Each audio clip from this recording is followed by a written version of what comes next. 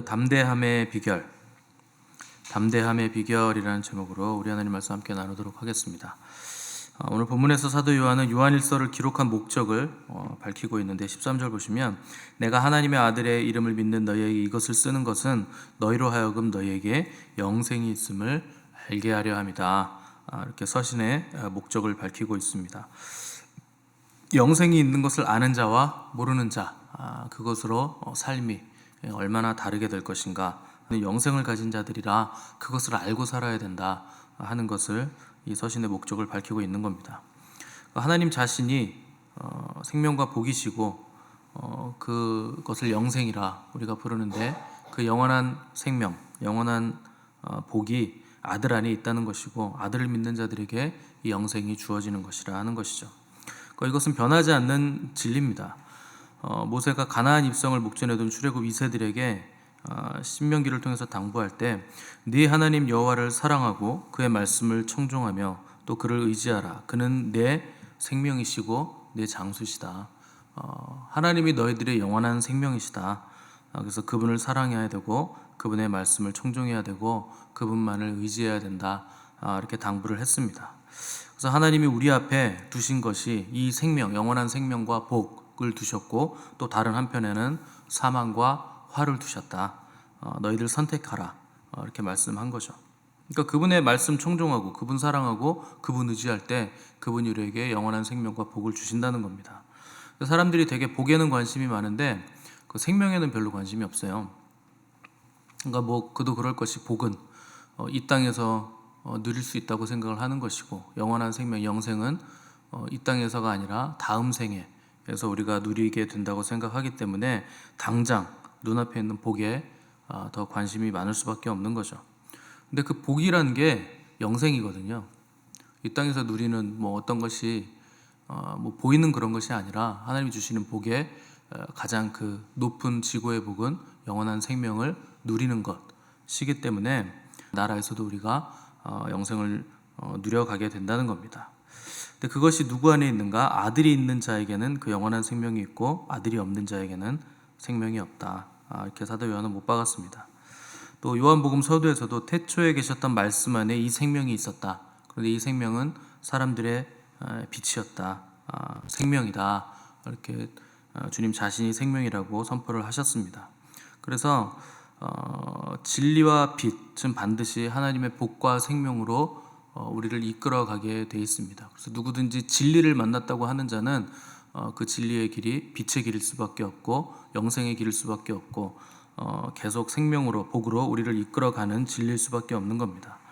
그런 진리가 아니라면 참된 진리가 아니고 또 참된 빛도 아니라 결국 적그리스도의 진리요 적그리스도의 빛이라 거짓 진리라 하는 거죠. 그래서 교회는 예수 그리스도가 머리로 계시는 공동체이기 때문에 당연히 진리의 빛으로 가득 찬 곳이어야 되고 또 교회된 우리가 걸어가는 길도 진리의 빛으로 충만한 길이어야 됩니다. 충만이란 거 부족함이 없다는 거죠. 근데 사람 스스로는 부족함 없을 수가 없습니다. 사람은 부분적으로 알고 부분적으로 예언하기 때문에 항상 혼자서는 충만을 이룰 수가 없는 존재입니다. 우리 하나님은 홀로 충만하신데도 불구하고 스스로 일을 안 하시고 항상 아들을 통해서 일하시거든요. 그게 하나님이 역사하시는 방법입니다. 그런데도 하나님도 혼자 일하시지 않는데 삼위일체 하나님이 일하시는데 사람인데 혼자 이루겠다고 하는 거 굉장히 미련한 겁니다. 나는 홀로 다 하겠다. 나는 다 안다. 나는 홀로 설 수 있다. 이렇게 생각하면 안다고 하지만 모르는 자고 선줄로 생각하고 있겠지만 그 사람 넘어진 자입니다. 사람은 부족한 존재이기 때문에 반드시 주고받아야 돼요. 이 주고받음이 없으면 그 사람 절대 의를 이룰 수 없습니다. 그래서 주고받는다는 거 고마움을 표시할 줄도 알아야 되고 또 받은 것에 감사할 줄도 알아야 되고 또 사랑을 나눠줄 줄도 알아야 된다 하는 것이죠. 우리의 온전치 못함은 상대를 통해서 채워지는 것이기 때문에 반드시 혼자서 내가 뭘 다 할 수 있다, 나는 혼자 그냥 있겠다 하는 것, 그 사람은 빛이 아니라 어둠 가운데 있는 겁니다. 근데 사람이 하나님으로 충만하면 줄 줄도 알고 받을 줄도 알거든요. 근데 어둠의 영으로 충만하면 주기도 싫고 받기도 싫어요. 다 만사가 귀찮고 사람도 싫고 그냥 나는 혼자 있겠다, 번거롭다, 그렇게 되면 혼자 있는 것인데 그게 바로 어둠인 겁니다. 그렇게 존재하면 안 된다고 하나님께서 태초부터 사람이 홀로 독처하는 것은 좋지 못하다. 이것이 하나님께서 선포하신 말씀이죠. 그래서 하나님은 능력이나 은사나 그분이 출중하시죠. 완전하시죠. 그분만큼 능력 있으신 분 없죠. 그런데도 하나님은 우리에게 하나님 노릇하실 때 능력으로 강압적으로 하지 않으십니다. 그 능력으로 뭔가를 이렇게 강압적으로 하는 거, 그건 마귀 수준이죠. 마귀도 그 정도는 할 수 있는 거거든요. 근데 우리도 뭐 능력으로 내가 뭘 하겠다 이렇게 하면 그거만큼 어리석은 게 없는 겁니다. 당연히 능력이 필요하겠지만, 은사도 필요하겠지만 그걸로 다 되는 거 아니라는 것을 반드시 아셔야 됩니다. 능력으로 따지면 천사들이 훨씬 능력 있죠, 우리보다. 근데 우리 아까 찬송했잖아요. 주 내게 부탁하신 일 천사도 흠모하겠네. 능력으로 따지면 천사가 훨씬 능력 있고 강해요. 근데 왜 천사가 우리를 흠모하겠습니까? 우리는 능력으로 일하는 게 아니고 사랑으로 일하기 때문에 천사가 흠모하는 거예요. 천사들은 사랑으로 역사를 못합니다. 능력으로 일하지. 근데 어떤 능력 있는 강한 천사도 못하는 일을 것이고 천사가 흠모를 한다는 거죠. 근데 우리가 사랑을 줄 수 있으려면 받아야 되거든요. 그 받는 게 우리가 보좌 앞으로 나아가는 것이고 아들, 아내 거한다 하는 것입니다. 그래서 은혜를 받는 자는 항상 은혜의 보좌 앞으로 반드시 나가야 되고 그 보좌 앞에서 은혜로 사랑이 입혀지면 그 사랑을 가지고 나와서 다른 사람에게 흘려보내고 줄 수 있는 사람이 되는 겁니다. 그래서 나이에 상관없이 줄 수 있는 자가 그 권세자가 되는 거예요. 근데 은혜는 받았는데 하나님 보좌 앞에 나가서 큰 영광도 입었는데 그 받은 은혜와 사랑을 흘려보내지 않는다. 자기 혼자 나는 독야청청하리라 이러고 있다. 그러면 그 사람은요 무익한 종입니다. 그냥 한 달란트 받은 자에 묻어놓은 거예요. 흘려보내라고 줬더니 나 혼자 즐기고 나 혼자 누린다. 결국에는 어두운 데 쫓겨 나서 일을 가는 상황에 처하게 된다는 거죠. 주어진 시간을, 주어진 은혜를 자기에게만 썼고 자기만 누렸기 때문에 사랑을 흘려보내지 못했기 때문에 결국 무익한 종이 된다는 겁니다. 그래서 사도 바울은 에베소서에서 또 골로새서에서도 세월을 아끼라, 때가 악하니라 이렇게 말씀했죠. 그건 경고입니다. 시간이 얼마 없는데 나만을 위해서 사는 것 멈추고 또 아들 아내 구하는 일이 아닌 것에 더 이상 시간을 허비하지 말라는 거죠. 뭐 100세 시대라고 하니까 시간이 좀 더 늘어난 것처럼 느낄 수는 있겠지만 100세를 살아도요 다 100세 살 수 있는 거 아닙니다. 또 몇 명만, 굉장히 프로테이지로 보면 100세까지 사는 사람 별로 없죠. 그리고 100세까지 산다 그래도 건강하게 사는 사람 거의 없습니다. 다 아파요.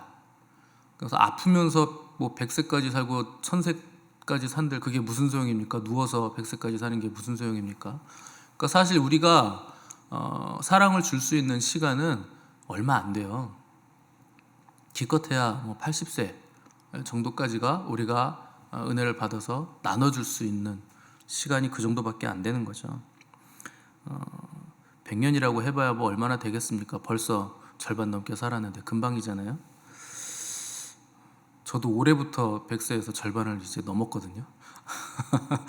적인 개념은 아니지만 우리가 사는 100세 영원에 비하면 끝없는 바다에서 그 손으로 한 줌 퍼올린 물의 양만큼밖에 안 돼요. 딱 그만큼이 100세 정도 될 겁니다.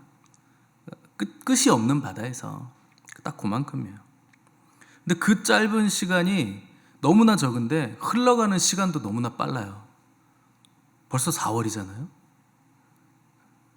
이 밑에 마라탕집 4월 3일에 오픈한다고 써있던데 아직 멀었네 그랬는데 오늘 오픈 날입니다. 어느새 그렇게 됐어요. 속절없이 흘러가는 게 시간이죠. 우리는 이 짧은 시간에 아들의 생명이 아닌 것에 집착할 시간이 없다는 겁니다. 아들의 생명 안에 거하기도 너무나 빨리 가는 시간인데 그 안에 거하면서 흘려보내기도 너무나 부족한 시간인데 근데 너무나 많은 그리스도인들이 아들의 생명 아닌 것에, 사랑 아닌 것에 시간과 물질과, 그래서 제가 우리 교회 처음 왔을 때 늘 강조했던 말이 여러분들은 삶의 가지치기를 하셔야 됩니다. 계속 반복했던 거 기억이 나실 것이라고 생각이 되는데 그 영혼에 비하면 바닷물에서 한 움큼 정도밖에 물밖에 되지 않는 그 아까운 시간을 하나님 위해 쓰기도 너무나 부족해요. 근데 그걸 날 위해서, 그 어리석은 겁니다. 왜냐하면 우리가 그 시간을 날 위해서 쓰면 그것만 내게 될 거예요. 딱 요만큼 한 움큼만 내게 되는 겁니다. 그런데 그걸 하나님 위해서 쓰면, 아들 안에 거하면 하나님은 그 영원이라는 바닷물 전체를 우리에게 주실 수 있는 거예요. 그것을 주시려고 날 위해 쓰라고 하시는 겁니다. 투자를 하라는 거죠. 여러분, 오늘 은행에 가서 올해 100만 원만 딱 넣어놓으면 딱 50년이 흐른 뒤에 무한대 돈을 꺼내 쓸 수 있습니다. 원하는 만큼 다 꺼내 쓸 수 있습니다. 이러면 여러분, 오늘 어떻게 해서든지 100만 원을 은행에 넣지 않겠습니까? 그게 확실하다면 그럴 거 아니에요. 그런데 여러분한테 내가 오늘 푼 요만큼 100년의 시간, 요것만 내가 가지려고 아둥바둥하면서 사는 게 이 어리석은 인간의 모습이라는 거죠. 한 움큼이라도 이거 가진 거 흘려보내면 바다 전체가 우리께 되는 겁니다. 계속 부어주시는 거예요. 그래서 진짜는 십자가를 질 수 있는 사람만 진짜인 거예요. 뭐 이렇게 아둥바둥하고 남을 그렇게 판단하고 비방하고 공격하고 그렇게 신경을 씁니까? 사랑 흘려보내기에도 시간이 없는데 왜 그렇게 공격하고 비방하는 줄 아세요? 내가 받은 게 없어서 그래요. 받았는데 흘려보내지 않아서 그렇고, 받았는데 계속 날 위해서만 흘려보내지 않으면 결국에는 자기 욕심으로 그걸 다 쓰게 되고, 욕심이 찍어낸 책을 꼽으라면 성경이죠. 지난 50년간 찍어낸 성경의 양이 40억 부입니다. 그러니까 지구상에 있는 인간의 절반이 한 권씩은 가지고 있을 만큼, 그것도 50년 안에 그만큼 딱 찍어낸 거예요. 그 전에까지 찍어낸 거를 합하면 2배는 넘을 겁니다. 그러니까 모든 사람이 성경 한 권씩은 다 가지고 있을 만큼 성경을 찍어냈다 하는 거죠. 근데 성경에 뭐라고 써 있습니까? 하나님의 아들을 믿는 자에게는 영원한 생명이 있다. 그냥 버젓이 써 있는 거예요. 성경은 그걸 알려주는 책이니까, 사람이 어디로 와서 어디로 가야 하는지, 어떻게 살아야 되는지, 어떻게 영생을 얻고 구원을 받는지, 죄란 무엇인지, 하나님이 누구이신지, 구원을 어떻게 이루어 가시는지 다 써 있는 거예요. 하나님이 거기다 써 놓으신 겁니다. 하나님이 안 쓰면 어떤 천재가 이런 개념을 알아서 이걸 써 놓겠습니까? 사람이 이렇게 구원이라는 것, 창조라는 것, 어떻게 이런 걸 고안해냅니까? 사람의 머리로 불가능하죠. 그러니까 이건 하나님이 쓰신 책이죠. 그런데 이렇게 성경이 지천에 널려 있잖아요. 대부분의 사람들이 이 메시지를 믿지 않습니다. 듣기도 싫어해요. 조금만 주의 깊게 보면 이건 사람이 쓴 책이 아니구나 금방 알 수 있는데 그걸 무시해버리는 거죠. 그래서 나중에 그들이 심판대 앞에서 핑계치 못할 것은 성경에 다 써있기 때문에 이거 핑계치 못하는 거예요. 그래서 부자와 나사로가 천국 가고 지옥 가고, 부자가 나사로 보내달라고 하잖아요. 내 가족들 구원해달라고. 안 가도 된다. 거긴 선지자와 율법이 있다. 성경이 있다는 거예요. 성경으로 충분하다는 거죠. 그런데 이것을 믿는다고 하는 그리스도인들도 이대로 살지 않는 거예요. 나만 위해서 사는 겁니다. 몰랐기 때문에 그런 게 아니라 욕심 때문에 나를 위해서만 산다는 거죠. 14절 보시면 영생을 가진 자들의 담대함에 대해 무엇을 구하면 들으심이라, 그 기록을 살 수 있다는 겁니다. 그런데 담대하지 못한 사람들이 많죠. 왜 그럴까요? 담대하지 못한 삶을 살고 있으니까 그런 거죠. 우리가 담대한 이유가 뭡니까? 기도할 수 있기 때문에, 우리가 주님의 뜻대로 무엇이든지 구하면 하나님께서 들으신다는 것을 믿고 알기 때문에 우리가 담대하다는 거예요. 근데 이게 믿어지지 않고 그냥 내 뜻대로 구하는 자들은 담대하게 삶을 살지 못하는 겁니다. 영생이라는 거 하나님을 아는 것이고, 하나님을 아는 것, 그 기도와 말씀으로 되는 겁니다. 기도가 굉장히 중요한 요소가 되는 거죠. 15절 보시면 우리가 무엇이든지 구하는 바를 들으시는 줄을 안즉 우리가 그에게 구한 것을 얻은 줄을 또한 아느니라. 그러니까 우리가 주님의 뜻대로 구하면 이미 얻었다는 거예요. 그러니까 우리가 담대할 수 있는 거죠. 여러분, 아무리 하나님이 저에게 먼저 말씀하셨다고 해도 우리가 이제 적은 장소에서 다음 장소로 옮깁니다, 제가 선포할 수 있는 이 담대함이 어디서 나왔을까요? 그냥 된 줄로 믿는 거예요. 믿는 겁니다. 그러니까 믿음은 바라는 것들의 실상이잖아요. 어떻게 보면 저는 굉장히 뻔뻔한 거죠. 그렇지 않습니까? 이미 하나님의 뜻이 거기에 있다는 걸 알기 때문에 그런 거예요. 하나님이 이걸 원하신다. 하나님이 이걸 기뻐하신다. 이렇게 되는 게 하나님의 뜻이다. 이것만 알면 그냥 여기서 선포하면 되는 겁니다. 그럼 여러분들도 그걸 믿고 기도하시면 그대로 기도한 대로 그걸 보게 되는 거예요. 그런데 문제가 있어요, 여러분. 하나님이 왜 단서에다가 불만을 염색하라, 불만의 모드를 바꿔라, 감사의 모드로 바꿔라, 찬양의 모드로 바꿔라, 그 단서를 다셨냐면, 우리가 각 잡고 여기서 기도하거나 뭐 골방에서 기도하는 것만 기도라고 생각하는 겁니다. 아닙니다. 우리가 평소에 말하는 것 전부 다 하나님이 들으시는 기도예요. 그리스도인들의 말과 행동은 그 자체로 기도가 12명 보냈잖아요. 근데 10명은 우리는 메뚜기다, 그들은 너무나 강하고 장대하다, 거인이다 그랬고, 여호수아와 갈렙만 아니다, 그들이 우리의 밥이다, 우리가 그들 밥 아니다, 하나님이 우리와 함께 하시기 때문에 우리가 이길 수 있다, 이렇게 선포를 했습니다. 백성들이 누구 말 들었을까요? 10명 정탐꾼 말을 듣고 우리가 다 죽게 생겼다, 우리 메뚜기다, 이렇게 밤새 울고 난리를 쳤죠. 그때 하나님이 뭐라고 답하셨냐면, 너희들의 말이 내 귀에 들린 대로 그대로 내가 해주겠다, 이렇게 말씀하셨습니다. 그 응답하시겠다는 거예요. 그들의 평소의 말과 언행에 그대로 하나님이 내가 그대로 응답해 주겠다. 그러니까 기도 시간에만 행동이 다 하나님 앞에 기도로 상달된다는 겁니다. 그게 코람데오, 하나님 앞에서 살아가는 그리스도인들의 삶의 특징이라는 거죠. 그래서 기도 시간에는 점잖게 기도했는데 나가자마자 운전하고 가는데 차가 끼어들었을 때 심하게 욕을 할 수 있는 게, 얼마든지 그렇게 할 수 있는 게 사람이에요. 근데 그게 다 기도가 된다는 겁니다. 하나님이 듣고 계시니까. 그러니까 모드를 완전히 바꾸셔야 돼요. 삶의 모습 자체가 감사와 찬양의 모드로 완전히 바뀌면 하나님께서 해 주시겠다는 겁니다. 그래서 대표 기도자들도 마찬가지죠. 예배 시간에 기도할 때 쓰는 언어와 일상생활에서 쓰는 언어가 다르다. 그럼 그게 위선이 되는 겁니다. 다를 수 있죠. 얼마든지 그럴 수 있죠. 그러면 이중인격자라고 우리가 부르는 거잖아요. 근데 그리스도인들은요, 하나가 더 있어요. 집에서 쓰는 말과 세상에서 쓰는 말과 직장에서 쓰는 말과 교회에서 쓰는 말이 다를 수가 있다는 겁니다. 그럼 그리스도인들은요, 삼중인격자가 되는 거예요. 삼중인격자부터는 삼중이라고 안 쓰고 다중이라고 씁니다. 그 정신병이에요. 다중인격 장애 아시죠? 그 정신병이에요. 장소마다 말이 바뀐다. 그 큰 병입니다. 그래서 그리스도인들은 말과 행동의 일치성을 가져야 됩니다. 세상 사람들이 안 보는 것 같아도 너희들은 사았으면 얼마나 밝겠습니까? 숨기지 못한다, 가리지 못한다. 다 보고 있다는 거예요, 세상 사람들이. 그러니까 우리가 하는 말과 행동 다 본다는 거죠.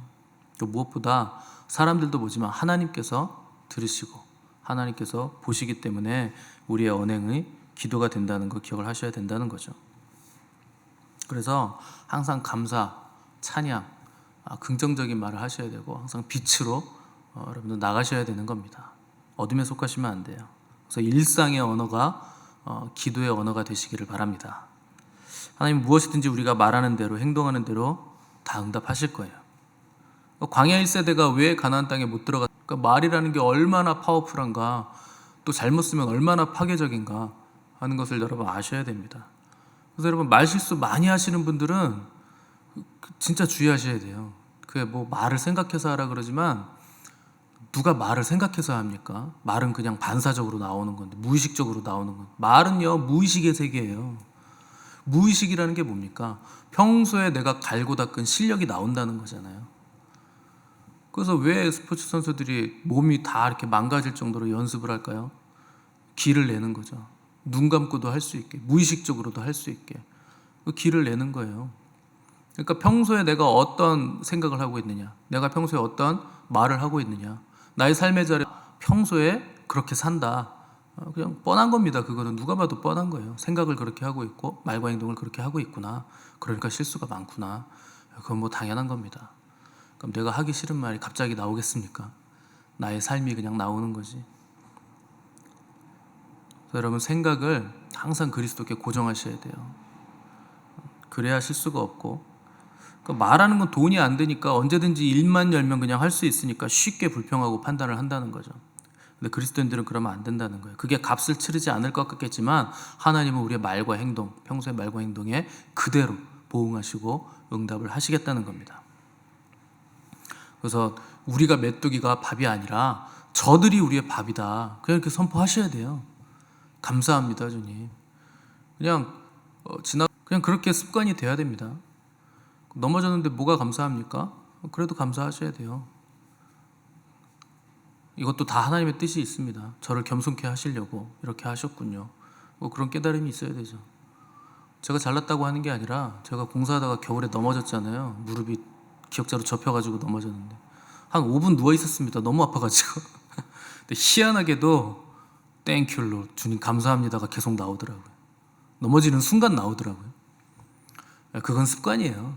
저도 계속 그냥 습관적으로 땡큐 롤 하니까 그냥 그게 나온 거죠. 그냥 그렇게 돼야 된다는 거예요. 저들이 우리의 밥입니다. 주님이 하십니다. 하나님이 하십니다. 그냥 쓰임의 말을 하셔야 돼요. 다 우리 밥이에요. 하나님 감사해요. 큰 시련이 왔어요. 하나님 이거를 발판으로 해서 우리는 높이 올라갈 겁니다. 감사해요. 그냥 그렇게 선포하시면 되는 겁니다. 말하는 대로 행동하는 대로 하나님이 다 갚아주시고 들어주실 것을 알기 때문에 우리에게 담대함이 있다는 겁니다. 이것이 그리스도인들의 특권이 하든지 하나님 앞에서 하나님을 기쁘시게 하나님의 마음을 시원케 해드리는 저 여러분들의 삶이 되시기를 간절히 바랍니다. 함께 기도하겠습니다.